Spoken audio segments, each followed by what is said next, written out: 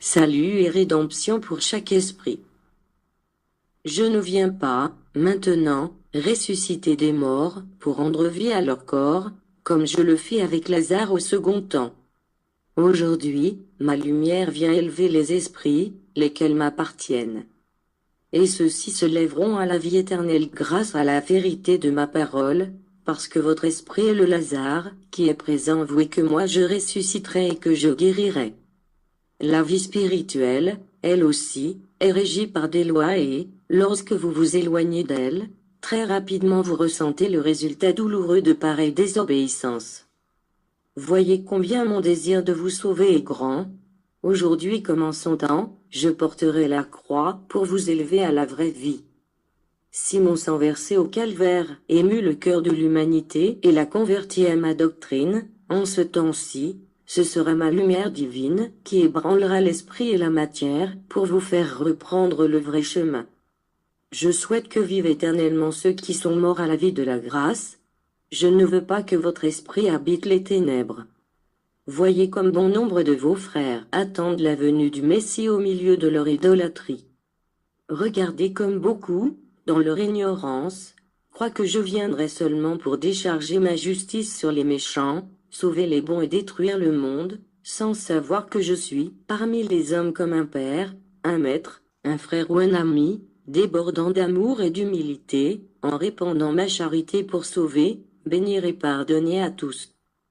Personne n'est né par hasard et, aussi humble, maladroit ou petit qu'il se croit, il a été fait par la grâce de l'être suprême, qu'il aime autant que les êtres, que lui considère supérieur, et il a un destin qui le mènera, comme tous, dans le sein de Dieu. Voyez-vous ces hommes qui, tels des parias, errent dans les rues entraînant le vice et la misère, sans savoir qui ils sont ni où ils vont?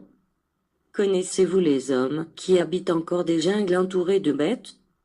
Aucun n'est oublié par ma charité, tous ont une mission à accomplir, tous possèdent le germe de l'évolution et se trouvent sur le chemin où les mérites, l'effort et la lutte emmèneront l'esprit, d'échelon en échelon, jusqu'à moi.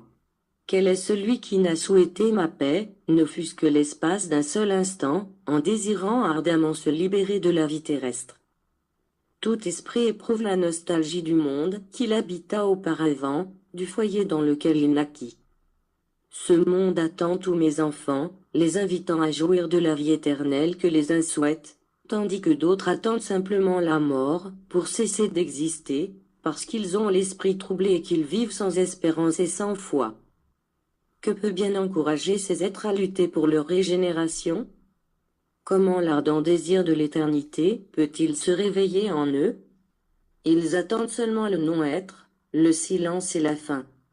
Mais la lumière du monde, le chemin et la vie sont revenus pour vous ressusciter par la grâce de mon pardon, pour caresser votre front fatigué, pour consoler votre cœur et faire en sorte que celui qui se sentait indigne d'exister écoute ma voix qui lui dit « Je vous aime ». Venez à moi. L'homme pourra tomber et sombrer dans les ténèbres et, pour cela, se sentir éloigné de moi, il pourra croire qu'au moment de sa mort tout sera terminé pour lui.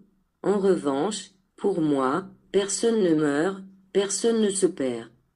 Combien sont-ils qui, en ce monde, passèrent pour des êtres pervers et qui, aujourd'hui, sont pleins de lumière? Combien de ceux qui laissèrent pour toute empreinte la tache de leurs péchés, de leurs vices et de leurs crimes, sont déjà parvenus à la purification?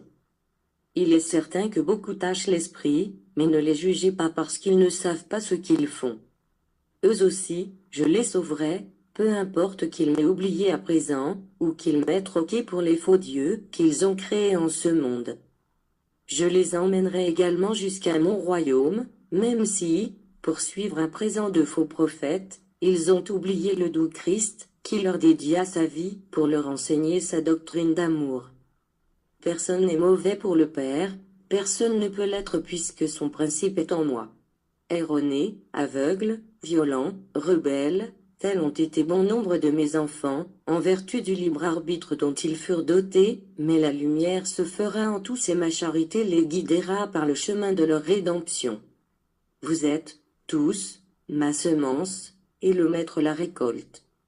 Si la semence de l'ivraie apparaît au milieu de la bonne semence, Je la garde aussi avec amour, pour la transformer en blé doré.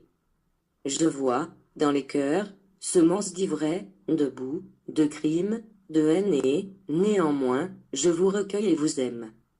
Je caresse et purifie cette graine, jusqu'à ce qu'elle brille comme le blé au soleil. Croyez-vous que la puissance de mon amour ne soit pas capable de vous racheter? Après vous laver, je vous sèmerai dans mon jardin, où vous livrerez de nouvelles fleurs et de nouveaux fruits. La mission de vous rendre digne fait partie de ma divine tâche. Comment un esprit pourra-t-il se perdre irrémissiblement pour moi, s'il porte en lui un scintillement de ma lumière, qui jamais ne s'éteint et qui les précède partout où il ira? Aussi grande que soit sa réticence, ou aussi durable que soit son trouble, ces ténèbres ne seront jamais aussi longues que mon éternité. À mes yeux, un être taché de l'empreinte des plus lourdes fautes et qui se purifie inspiré en un idéal élevé est aussi méritoire qu'un être qui a persévéré dans la pureté et qui lutte pour ne pas se tacher, parce que lui, depuis le commencement, aime à la lumière. Que ceux qui pensent que les esprits troublés ont une nature distincte à celle des esprits de lumière sont bien éloignés de la vérité. Le Père serait injuste s'il s'en avérait ainsi.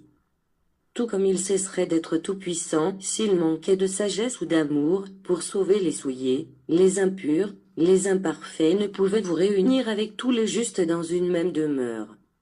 Ou même encore ces êtres, que vous qualifiez de tentation ou démons, certes je vous le dis, ils ne sont pas plus que des êtres perturbés ou imparfaits que le Père utilise sagement pour mener à bien ses desseins et plans élevés.